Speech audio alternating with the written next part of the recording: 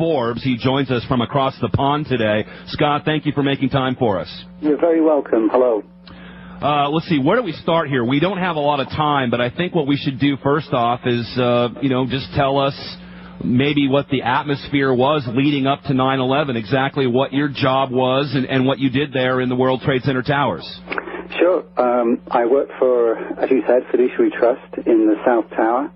I was based on the 97th floor, where our data center was.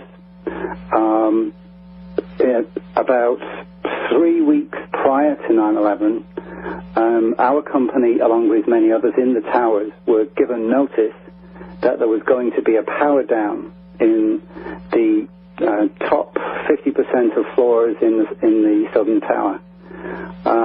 This was unprecedented. As you can imagine, a lot of financial institutions in the building, and to have a complete loss of power meant a complete loss of systems.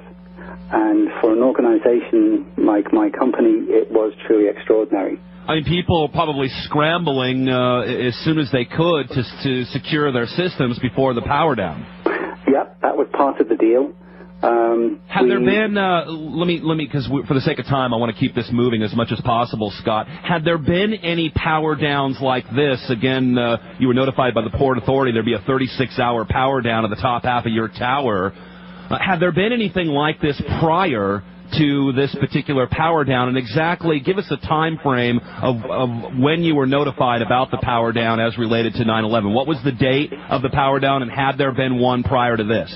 Okay, the power down was on the Saturday and Sunday prior to 9/11, so that would have been the 8th and 9th of September. We were given 3 weeks notice. It was relatively short time notice period to make all the preparations needed. And it was unprecedented. We'd never experienced a power down in the towers, as far as I am aware.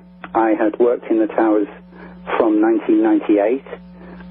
My colleagues who had been in the building well beyond that could not remember an occasion such as this, apart from the bomb incident in the early 90s. Well, let's move to this, Scott, because now the power has been down, and you see a number of maintenance workers coming into the building. What was in your mind suspicious or notably suspicious about some of these workers coming in to come in for the power down? Actually, at the time, I wasn't suspicious at all.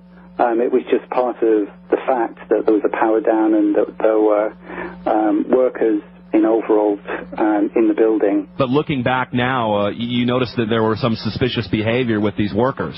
Well, of course, looking back, you question everything, and you wonder, well, one of the main reasons why I became suspicious was I got in touch with the Port Authority, and I got in touch with the 9/11 Commission to register this piece of information so that it would be acknowledged, if only to be thrown away. And I had no acknowledgement. They did not come back to me. I repeatedly called and wrote letters to them. I've had no acknowledgement.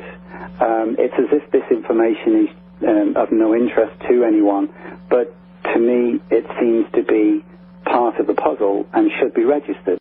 I was not in the office on 9/11 because of working that weekend. I had the day off on the Tuesday.